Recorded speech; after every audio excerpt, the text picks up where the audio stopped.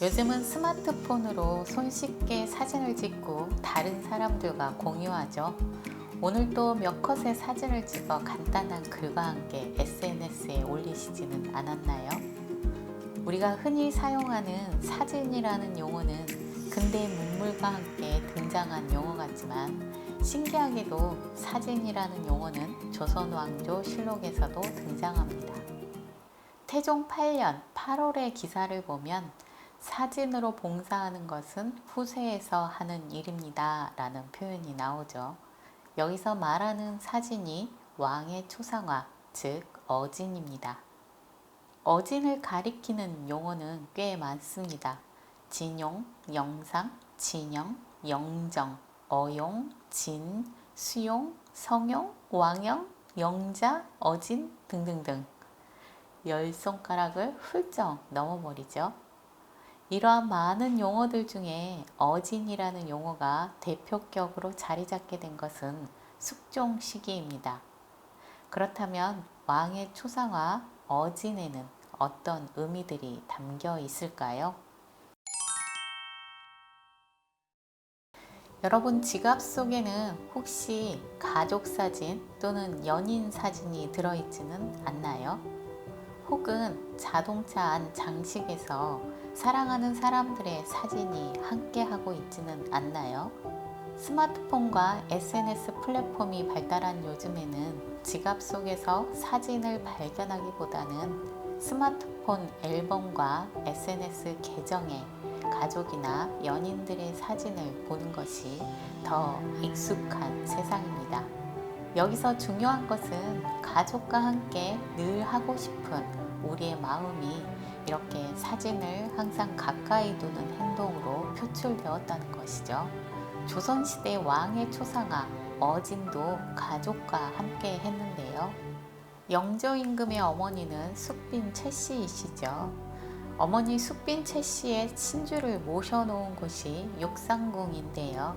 영조 임금은 이 육상궁에 자신의 어진을 걸어두었습니다.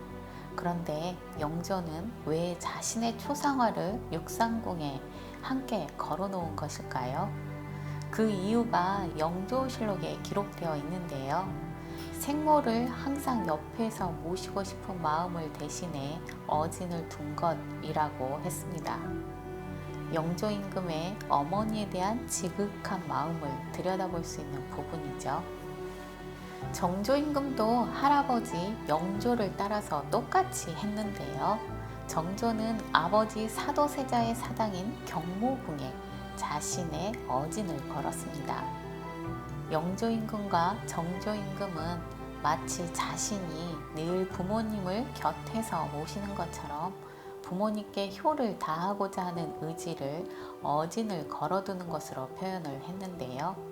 이는 어진이 왕의 분신 역할을 하고 있음을 알 수 있습니다. 당시 왕의 초상화는 단순히 왕의 모습을 그린 그림 정도로 인식하지는 않았습니다. 어진 그 자체로도 신성시 되었죠. 그래서 어진을 옮길 때는 가마를 이용하고 의장을 갖춰서 옮겼습니다. 화재로 없어졌을 때는 왕과 백관, 왕실 여인들은 소복을 입고 곡을 하는 위안제를 지냈습니다. 마치 살아계신 왕과 다름없이 예우를 한 것입니다. 얼마 전 우리 사회에 추앙하라 라는 말이 대대적으로 유행했었는데요. 드라마 나의 해방일지에서 김지원님의 대사에서 나온 말이죠. 드라마 속에서는 김지원님이 손석구를 향해 나를 추앙해요 라고 요구합니다. 여기서 등장한 추앙해요 라는 말은 손석구의 인기로 이어졌고 우리 사회의 유행어로 자리매김했습니다. 여러분도 주변에 추앙하고픈 분이 계시나요? 여러분은 추앙하고픈 사람들한테 어떻게 그 마음을 표현하시나요? 조선시대에는 이 추앙하고픈 마음을 어진에 담았습니다. 조선시대에서 가장 많은 초상화가 그려진 임금은 누구일까요? 짐작하시겠지만 태조 이성계입니다.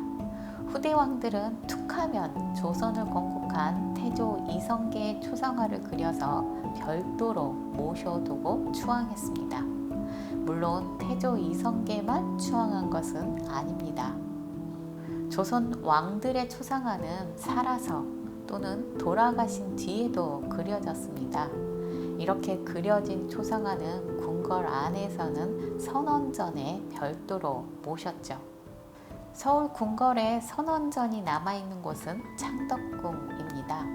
창덕궁 선원전에는 선대 왕들의 초상화를 모셔두고 매월 초하루와 보름 그리고 탄신일 등의 제사를 지냈습니다. 하지만 아쉽게도 창덕궁 선원전 내부에는 초상화가 하나도 없고 텅 비어 있습니다. 6.25 전쟁을 겪으면서 초상화가 모두 불에 타서 없어졌기 때문입니다. 가장 많이 그려졌던 태조 이성계의 초상화도 단 2점만 남아 있습니다. 태조 이성계의 초상화는 전주 경기정과 국립고궁박물관에서 만날 수 있습니다. 믿기 어려우실 수도 있으시겠지만 제가 어렸을 때만 해도 주민센터에 가면 대통령의 사진이 걸려 있었습니다. 벽에 걸려있는 대통령의 사진을 보면서 드는 생각은 힘센 아저씨였습니다. 대통령의 사진은 전국 방방곡곡 주민센터에 내걸리면서 모든 국민들에게 힘셈을 과시했죠. 그래서 힘센 아저씨는 권력이 되었습니다. 주민센터에 걸린 대통령의 사진은 어느 날 갑자기 등장한 아이디어가 아닙니다. 이미 조선시대에도 이를 실행한 왕이 계셨죠. 우리가 잘 아는 정조 임금이신데요. 정조는 어진을 권력 강화에 이용합니다. 할아버지 영조의 어진을 궁궐 안에 봉안하고 신하들이 쉽게 우러러 바라볼 수 있게 한 것이죠. 그리고 정기적으로 예를 갖추어 어진을 살피게 하는 어진 봉시무례를 행하도록 합니다. 이는 어진을 통해서 임금과 신하 간의 위계적 공감대를 만들고자 한 의도가 반영된 것입니다. 즉 정조 이전까지는 추앙, 추승의 의미가 강했다면 정조는 여기에 권력 강화라는 의미를 한 스푼 더한 것입니다. 오늘은 조선 왕들의 사진, 초상화에 담긴 의미들을 살펴봤습니다. 살아있는 왕이기도 했고 왕의 분신 역할을 하기도 했으며 권력 강화에 활용되기도 했던 어진. 그래서 어진은 단순한 그림을 넘어 왕의 권위와 힘을 상징하고 왕실의 위상을 높이는 초상화였습니다. 여러분한테 사진은 어떤 의미인가요? 조선시대 왕들의 초상화처럼 여러분의 사진에도 여러분만의 의미를 담아보시면 좋겠습니다.